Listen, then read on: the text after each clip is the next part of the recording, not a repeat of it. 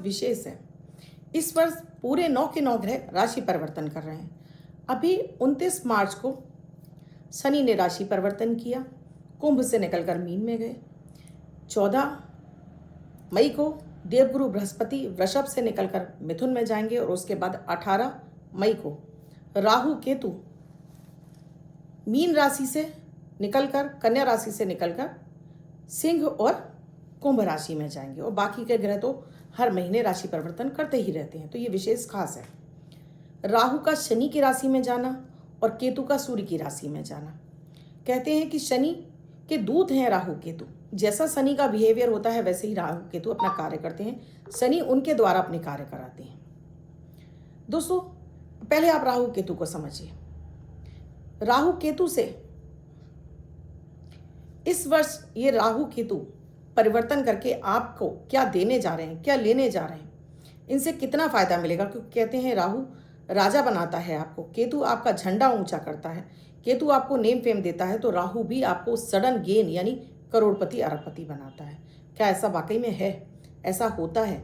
और उसके लिए हमें क्या सावधानी रखनी चाहिए, आज का वीडियो खास है। और इसी के साथ ही डेली का अगर आप अपने चंद्रमा को संतुलित करते रहते हैं तो ये राहु केतु भी आपका कुछ नहीं बिगाड़ते हैं, जिसके लिए 1 मिनट का प्रयोग अमृत की बूंद जादू अक्षर लकी नंबर। राधे राधे, नमस्कार।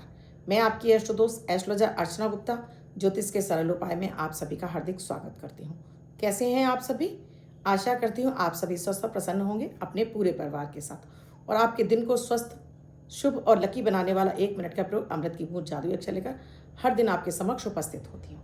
क्या आपने अब तक नहीं किया है? अब कीजिए और इनसे हैरान करने वाला फायदा उठाइए, क्योंकि गोचर पर आधारित होते हैं, इसलिए बेहद खास होते हैं। न राशि देखनी है न लग्न देखना है। कोई भी व्यक्ति ने बच्चे से लेकर बुजुर्ग तक करके अपने जीवन में लाभ उठा सकता है। 9 ग्रह जन्य पीड़ाओं से भी मुक्ति प्राप्त कर सकता है। दोस्तों, वीडियो में आगे बढ़ूं उससे पहले आप सभी से एक रिक्वेस्ट है। आप मेरे इस चैनल पर पहली बार आई हैं, आपने अब तक चैनल को सब्सक्राइब नहीं किया है, अभी कीजिए और साथ में घंटी के बटन को ऑल पर करना बिल्कुल ना भूलें। दोस्तों, राहु केतु जो छाया ग्रह हैं, जब अमृत की बंटवारा हो रहा था, जब समुद्र मंथन से अमृत निकला था, उस समय राहु शुक्र यानी कि राक्षस थे, और देवताओं को जब अमृत का बंटवारा हो रहा था, उन्हीं में से सर्वभानु राक्षस निकलकर देवताओं की मध्य छुप गया और उसने अमृत का पान कर लिया। इससे नाराज होकर भगवान विष्णु ने चक्र से उसका गर्दन सिर से अलग कर, धड़ से अलग कर दी, जिस वजह से उसके 2 पार्ट हुए। क्योंकि उसने अमृत पी लिया था, उसकी मृत्यु तो हो नहीं सकती थी। तो जो सिर था वो राहु कहलाया और जो उसके धड़ था वो केतु कहलाया। ये छाया ग्रह हैं, ये आपको ब्रह्मांड में कहीं दिखाई नहीं देते, बाकी के सारे ग्रह दिखाई नहीं देते, लेकिन ये आपके ऊपर, आपकी सोच पर हावी रहते। क्योंकि राहु क्या है? आपका सिर, आपके सिर पर ये चलता है, और केतु आपके पैरों में चलता है। तो आपने देखा है कि जब भी आपको कुछ सोच आती है वो आपके दिमाग से आती है, और जब भी आपको पैर, पाँव, कमर की तकलीफ होती है, आपको केतु खराब हो रहा होता है। या राहु केतु इस वर्ष 11वें नंबर की राशि में आ रहे हैं, तो यानी कि आपके केतु 5वें में आ रहे हैं, यानी सूर्य की राशि में, और केतु राहु जा रहे हैं शनि की राशि में। तो आपकी कुंडली में जहां भी 11 और 5 नंबर लिखे हैं, उसके अनुसार आपको इसका फल मिलेगा।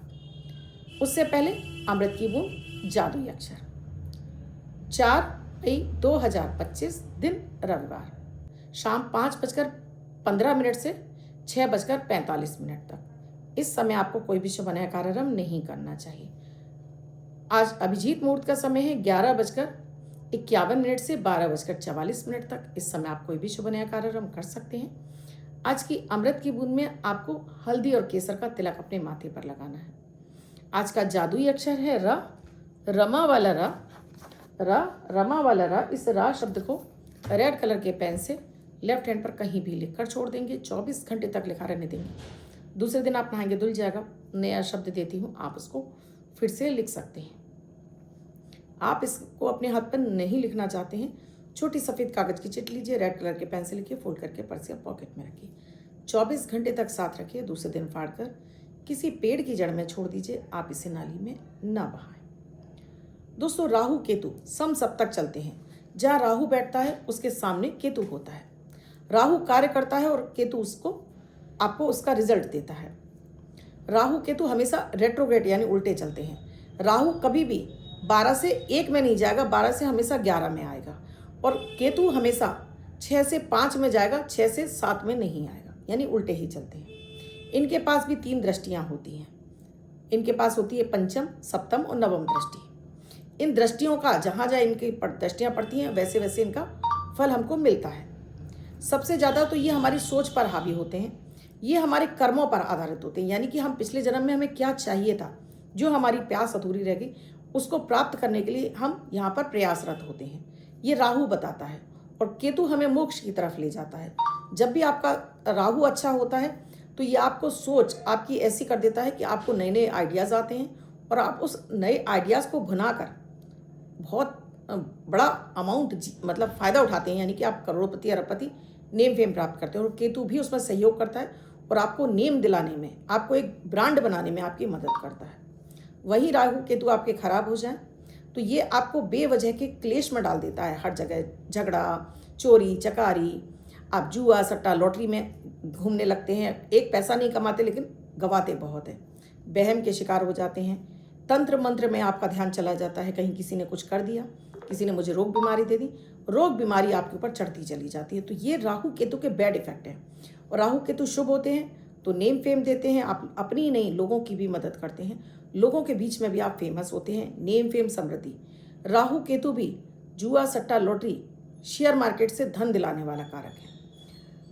आपके संतान के लिए भी आपको संतान से कितना सुख मिलेगा, संतान होगी कि नहीं होगी, आपकी शिक्षा में बाधा आएगी नहीं आएगी, ये भी आपके राहु केतु ही तय करते हैं। अचानक से जो धन मिलता है शेयर मार्केट से वो भी राहु देता है, लेकिन राहु का शुभ होना जरूरी है, तभी आपको इससे मिलता है पैसा। क्योंकि आपके पंचम भाव पर अभी केतु आएंगे और आपके लाभ पर राहु आएंगे, देते तो जरूर है लेकिन यहाँ पर फिर आपसे छीनना भी शुरू कर देते हैं। तो क्या करना है आपको, अगर आपके लिए मेष राशि में है दोस्तों राहु, तो इस बार लाभ भाव में जाएंगे और यहाँ पर पंचम में केतु आएंगे। इस वर्ष आपको फायदा तो बहुत मिलेगा, लेकिन बिना किसी अपने बड़े बुजुर्ग से सलाह कर आपको कहीं भी इन्वेस्टमेंट नहीं करना चाहिए। शेयर मार्केट में सोच समझकर एक स्ट्रेटेजी के साथ में काम करेंगे तो पैसा कमा पाएंगे, नहीं तो आपका पैसा कहीं ना कहीं इसमें डूबना शुरू हो जाएगा। संतान का सुख इस वर्ष आपके लिए नहीं दिखाई दे रहा है, संतान के सुख में कमी दिखाई दे रही है। अगर आप संतान का सुख चाहते हैं तो अपने राहु केतु को ठीक करिए, तब आपको संतान की प्राप्ति ठीक से होगी, नहीं तो ओवरशिंग के चांसेस ज़्यादा हैं। अगर यहीं इसी स्थिति में राहु केतु किसी भी व्यक्ति के शिक्षा भाव में आ गया है तब उसकी शिक्षा बाधित होने की भी संभावनाएं 80% बढ़ जाती है, यानी कि पढ़ाई में मन नहीं लगेगा, वो उल्टे से तरीके से पास होने की कोशिश करेगा। तो यहाँ शिक्षा बाधित होती हुई दिखाई दे रही है। इसके लिए आपको राहु केतु के उपाय करने होंगे। मैं राहु केतु के आपको सारे उपाय लास्ट में दूंगी।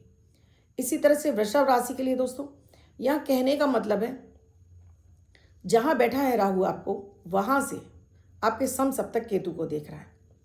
आपके लग्न पर बैठा है तो आपके रोग बीमारियाँ देगा, आपको बेहमी बना देगा, आपके पति पत्नी के रिश्ते खराब करना शुरू करेगा, आपको संतान के सुख में कमी आएगी, आपको पेट के रोग होने लगेंगे, भाग्य का भी आपको निरंतर साथ नहीं मिलेगा। अगर आपके द्वितीय भाव में आया है तो धन हानि कराएगा, आपको धन आपके पास जमा नहीं होने देगा। अचानक से पैसा तो मिलेगा लेकिन वो थोड़े अमाउंट में मिलेगा, उससे डबल आपसे ले जाएगा। अगर आपके तृतीय भाव में है तो यहाँ से आपको भाग्य का साथ जरूर दिलाएगा।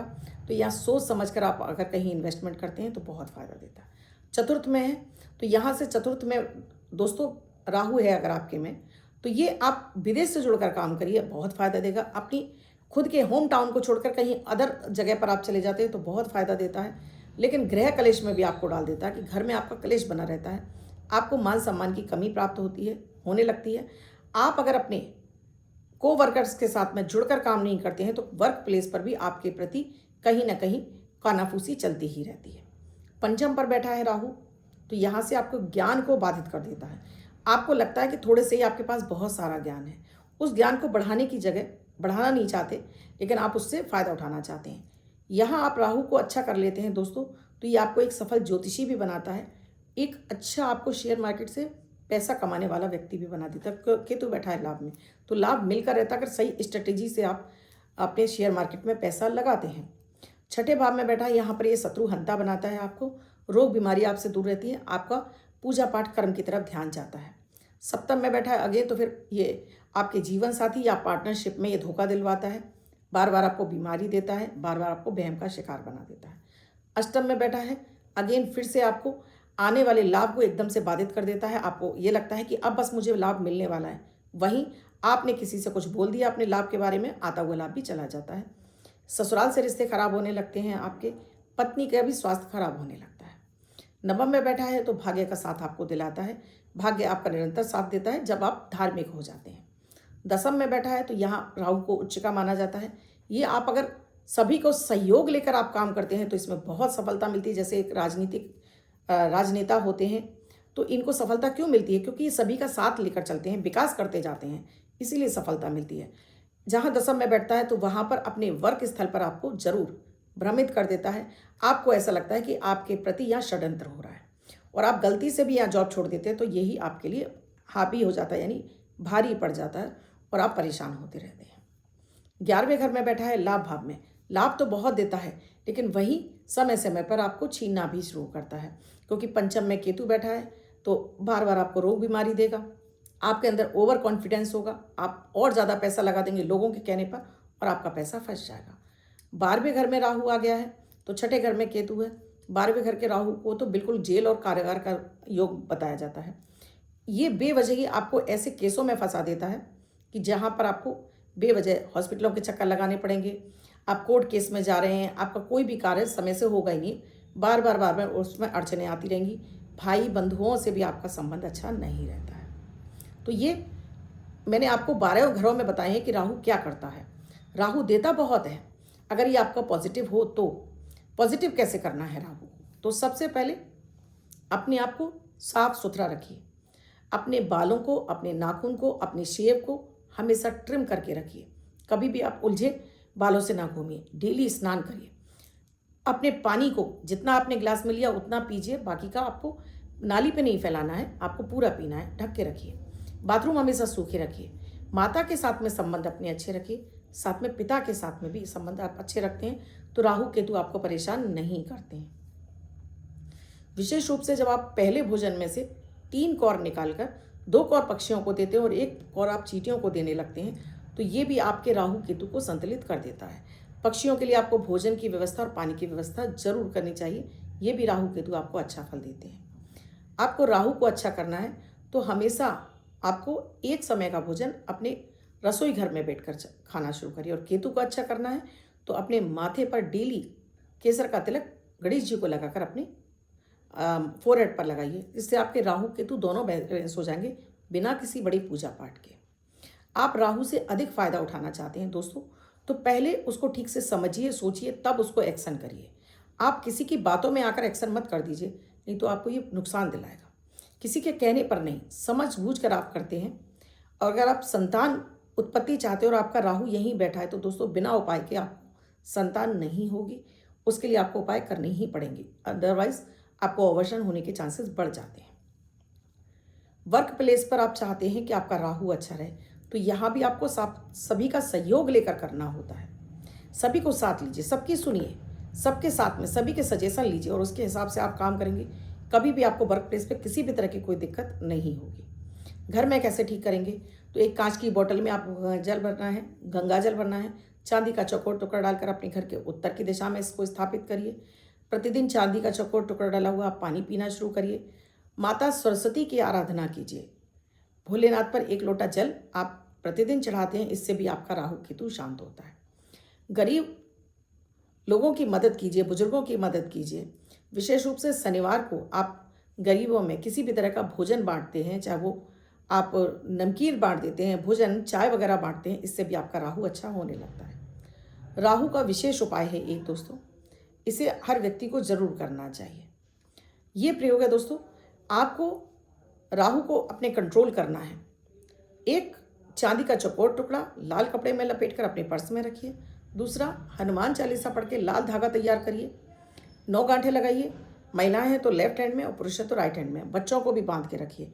तो ये किसी भी तरह के रोग बीमारी, आपको दुर्घटना से बचाता है, आपको बेवजह के क्लेश से बचाता है, बेवजह के आपके अंदर किसी भी तरह की कोई निगेटिव एनर्जी आपके अंदर प्रवेश नहीं करती है। राहु केतु से आपको धन लाभ चाहिए तो जब भी आप किसी में पैसा लगा रहे हैं उससे पहले आप संकल्प लें कि जो ये कार्य आप करने जा रहे हैं इसमें जो लाभ मिलेगा उसका इतना प्रतिशत कुछ भी जो है आप घर के मंदिर में लक्ष्मी गणेश जी के चरणों में अर्पित करेंगे, तब ये आपके लिए काम करेगा और यहाँ से आपको लाभ दिलाना शुरू करेगा।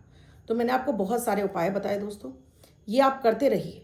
घर के अपने जो भी वर्कर्स हैं इनको आप समय समय पर इनको भोजन की व्यवस्था है, चाय की व्यवस्था है, पानी की व्यवस्था करते रहते हैं, तब भी आपका राहु केतु शांत रहता है।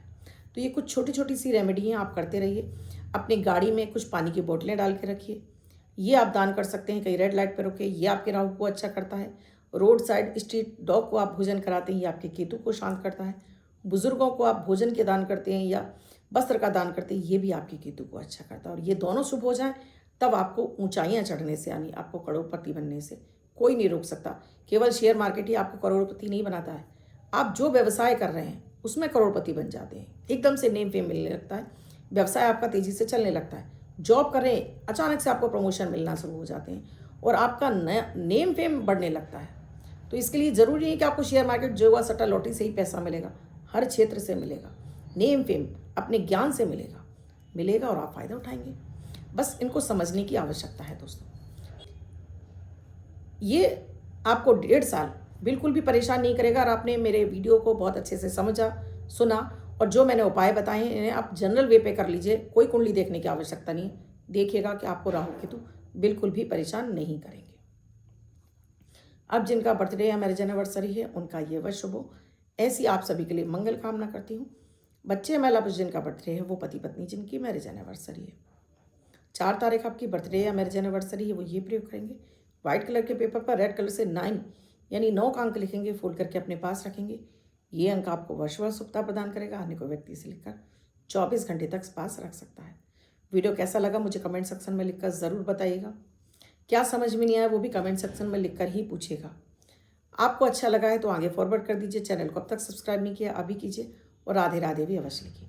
अपनी कुंडली का विश्लेषण कराना चाहते हैं, स्क्रीन पर नंबर दिया है, व्हाट्सएप मैसेज या कॉल के जरिए जान सकते हैं क्या है प्रक्रिया, क्या है प्रोसीजर हमसे जुड़ने के लिए। कल फिर आऊँगी कुछ नया, कुछ अद्भुत सा प्रयोग लेकर। तब तक के लिए मैं आपसे विदा लेती हूँ। आपकी अशुतोष अर्चना गुप्ता। राधे राधे।